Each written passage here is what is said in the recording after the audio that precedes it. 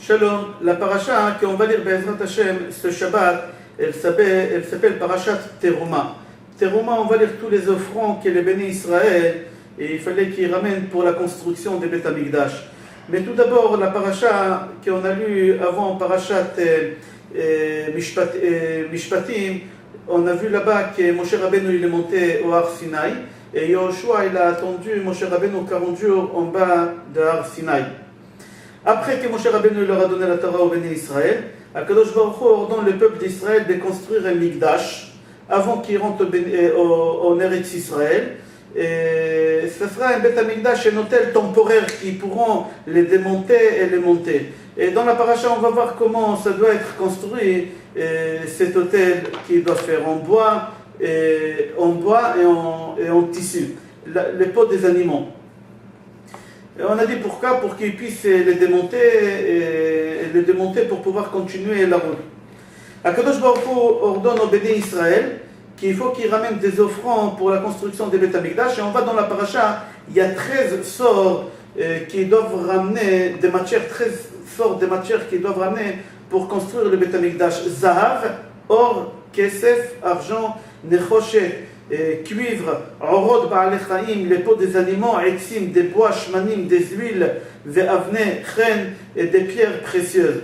Tout ça c'est pour construire le Beth Amikdash, pour pouvoir fabriquer les ustensiles pour le Beth Amikdash, pour fabriquer les habits de Kohen Gadol, les 8 sortes d'habits de Kohen Gadol, les 4 sortes d'habits de Kohen Ediot, et l'huile pour pouvoir faire, pour allumer la menorah, etc. Et dans Kodesh HaKodashim, dans le Mishkan, Akadosh Baruch Hu dit qu'il va avoir là-bas une armoire, et dans l'armoire on va mettre là-bas le Luchot Abrit, les tables de la loi.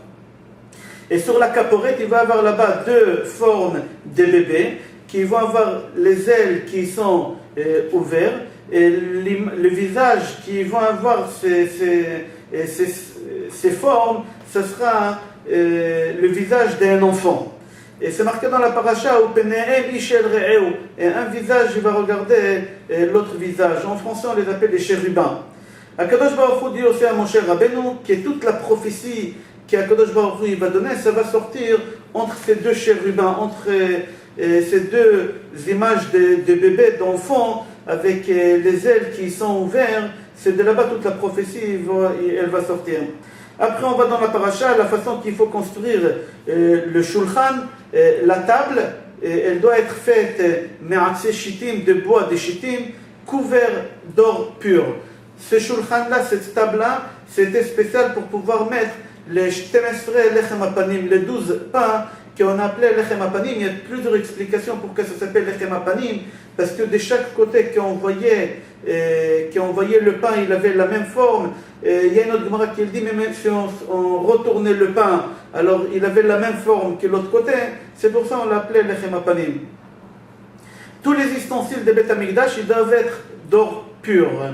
Après, on va dans la paracha comment on doit fabriquer la menorah, le candélabre. Le candélabre, on va le fabriquer en un seul soc, d'accord, énorme, avec 7 branches, 3 branches de côté, et une branche qui elle sort de milieu.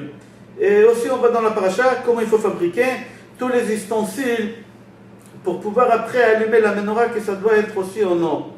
On voit aussi la fabrication des Yeriot à Mishkan, et tous les pots pour pouvoir couvrir le Mishkan, que sa longueur elle faisait 15 mètres, sa largeur elle faisait 5 mètres, et il fallait envelopper le Mishkan avec tous ces pots, que sur ça on tissait des images qu'on l'a appelées Maaseh Choshev.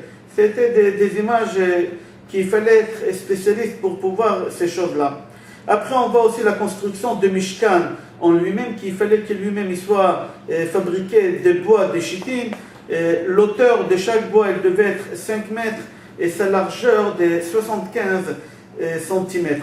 La parochet c'est un genre de rideau qu'elle séparait entre Kodesh HaKodashim et les Echal. Elle aussi il fallait qu'elle soit faite Maaseh Choshev, kérouvim, comme la façon de la kérouvim, qu'ils étaient comme ça on faisait dessus.